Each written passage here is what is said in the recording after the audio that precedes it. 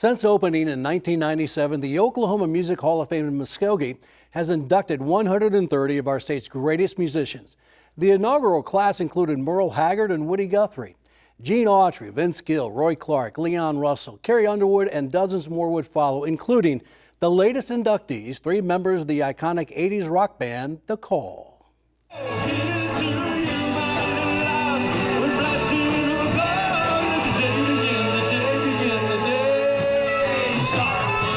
On a hot Saturday in Jenks, 3 Oklahomans received a much-deserved honor. For keyboardist Steve Huddleston, it all began with a phone call from drummer Scott Music. And he said, "You're going to be inducted into the Oklahoma Music Hall of Fame." And I said, "For what?" Self-deprecating Steve Huddleston played on the first 2 Call albums before leaving the band to become a pilot. That's him working the synthesizer on their 1983 hit, The Walls Came Down.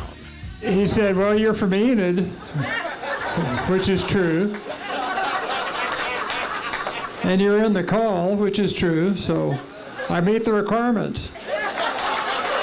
Thanks very much, guys. Appreciate y'all coming out. Actually, it takes a little more than that to be extended an invitation to the Oklahoma Music Hall of Fame, located in the restored Frisco Train Depot in downtown Muskogee. Then it goes with excellence that's noticed nationally or internationally, and so The Call fits right into that realm because they were both nationally significant as modern rock artists and internationally significant as modern rock artists. Hugh Foley is the induction committee chair for the Hall of Fame. On Saturday, he was joined on stage by Jeff Moore, the executive director of the OK Pop Museum, which is still under construction, but when completed will include an exhibit on The Call, a call made by Sirius fan Jeff Moore. The music from my high school years, I was into the kind of the college radio, post-punk, new wave thing. It was The Call. And so I remember buying every one of the albums. And appreciating the amazing talents of the group's lead singer and songwriter, Oklahoma City native Michael Bean. So many people are great musicians, and then you have great writers and kind of these visionaries, and he was all of that. Bean died of a heart attack in 2010 at the age of 60.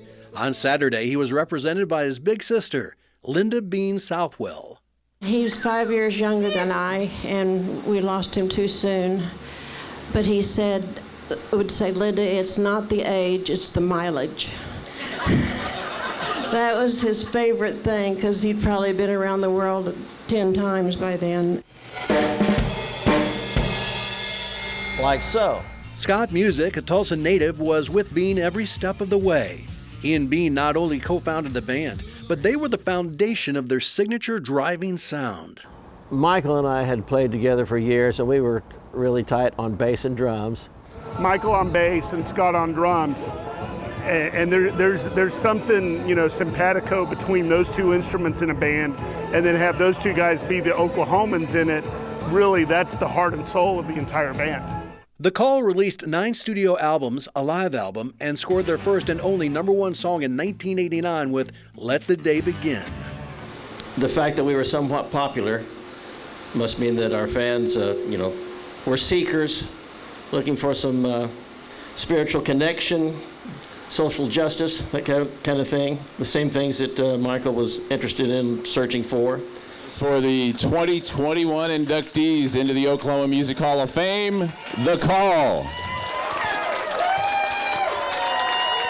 They're now part of an august fraternity representing all genres of music, from country stars like Roger Miller and Toby Keith, jazz artists like Wayman Tisdale, and rockers Neil Schon of Journey, J.J. Cale, Leon Russell, and so many, many more. Yeah, a lot of my friends have been inducted into it, and, just big timers. And they're planning another big-time show. On October 1st, they'll be joined by guitarist and co-founder Tom Ferrier for a full-blown reunion concert at Maggie's Music Box.